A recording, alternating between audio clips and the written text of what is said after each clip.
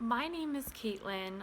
I'm your mindfulness messenger today, and I help support women who are feeling isolated, trapped, stuck. I help them shift out of that by sharing tools and resources and create space for more freedom in their life. So, let's get to it. I want to put a disclaimer here that I'm not a mental health expert. These tools and resources and information can be taken however you need it and however it resonates with you. So today, this video is I'm specifically talking to teens when I am giving this content out. And this can really relate to anyone, but I'm thinking teenagers right now. And this video is about what you can control and what you can't control.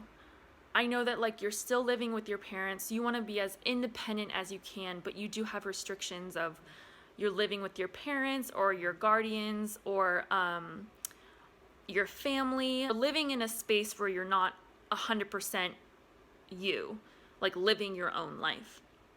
And on top of that, you have COVID, which is giving you more restrictions of what you can and can't do. So it's kind of like a double whammy. I want to help give you tools and just give you acknowledgement of things in your life that you can control and you can't control, so that you can feel like you have a little more sense of your life back and a little more sense of security and a little more sense of certainty right now.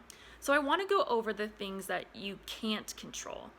This is coming from practice and experience. When I was a teenager, I put a lot of energy and time and thought into these particular things because I thought if I worried about it more or stressed about it more or paid attention to it more, that it would change. If I could just do it better or if I could just do it different, then it would work out the way I wanted to. And I want you to know that these things, no matter how much thought you put into it or energy, they're actually not going to change. And emphasize that okay, these things I actually cannot control.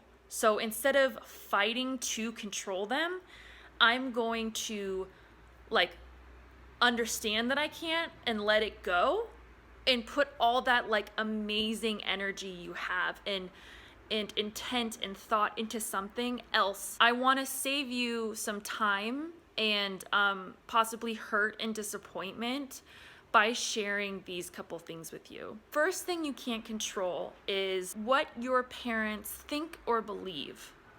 No matter how much you talk with them or discuss with them, they may never change. And those discussions can totally look different. But I want you to realize that don't take it upon yourself to try to change what they believe and think. You can have an open discussion with them to where they are very receptive, and you can have a cool kind of scenario like that, but it's not your job to change how they think and how they believe. You have your own opinion, and that's amazing, and you can give that to them as well. They have their own opinion.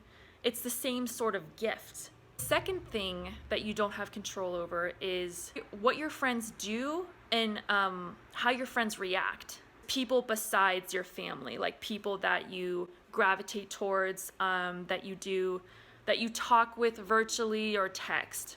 We honestly never really know what's going on with other people.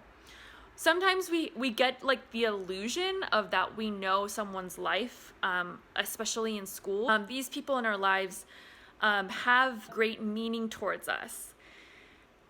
It's the same sort of concept where they have their own opinion and reaction. They get to have that, and you get to have yours. What they say and how they react is not a reflection on you. I want to say that again. What they say and how they react is not a reflection on you at all. It's a reflection on things they're dealing with, things that just happen, things that may happen. So it's not your job to try to take that on and fix it or anything like that. You can't control it, how they react to something and what they say, So instead, flip it, approach it with gratitude, that these are your friends and they can have their own thoughts and their own reactions. If something they do upsets you, you are free to have an open discussion with them. The third thing is how your teacher teaches and the deadlines, tasks, and assignments, tests that you have. You can't change that. You can't change the way your teacher talks, their tone, or the way they teach. Or this is just the way things go right now. Allow it to be certainty in your life. Allow it to be structure.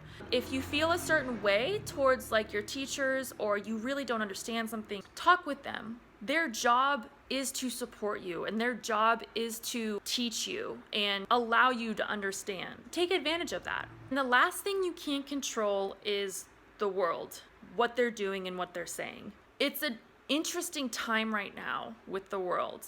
It's amplified by social media, by TVs, by computers, just because we have so much access to it. And it's right in our fingertips. It's so close. We can reach it at any point in time. These things that are happening right now, we don't really have much control over how big or how small they are. If something is very passionate, or you feel a certain way towards something, towards the news, that's an indication. Look further into that. Look further, educate yourself. Look further into that topic.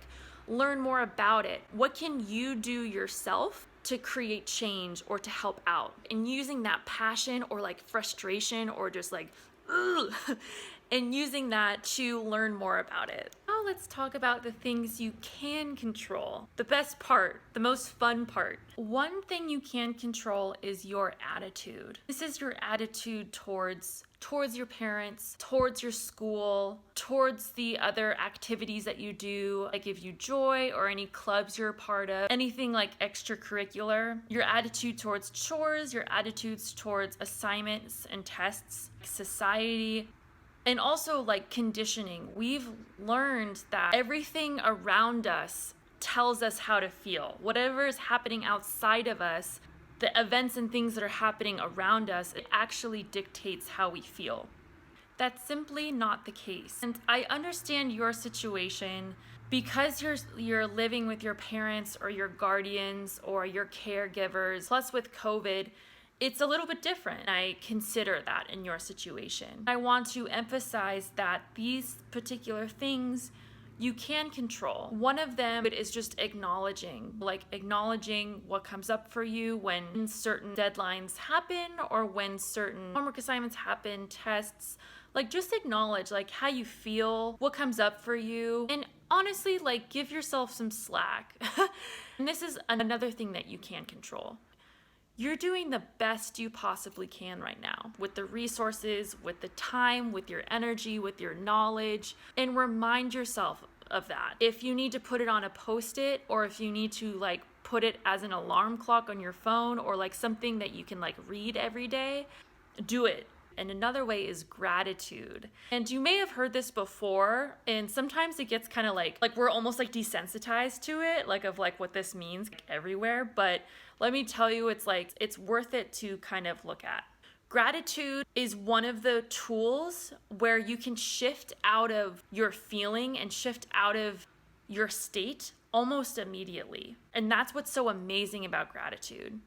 When you focus on something that you're grateful for, it amplifies that in your life. Not only do you feel it physically, and you kind of feel a change mentally too, but the more you focus on it, the more it amplifies in your life. You'll be able to see it in your life. Like the more practice you have of this, easier it gets. Examples of this are just like being grateful that right now you're looking at this video. Right now you're in some sort of safe space to where you can watch this video. Right now you are able to be present enough to retain this information. Maybe it's a really sunny day, or maybe it's a really cold and rainy day and like that's what you like about it.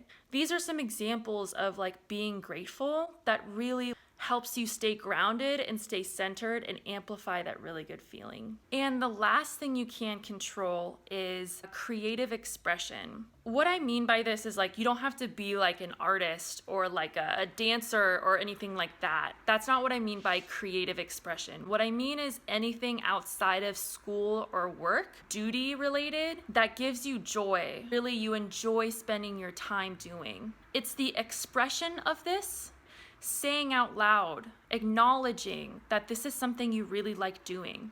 And you can like express this to people around you. You could express it in videos. You could express it letters, even through like Instagram, TikTok, Facebook, even any of those platforms. This is a sense of gratitude in the way you're amplifying this by talking about how much you love it and talking about how much it gives you joy. You'll find more of that in your life. And the creative part of it is really giving yourself time to do that. Like, make that a priority. This doesn't have to be like an hour long or a goal that like you have to really be good at and like get an A in.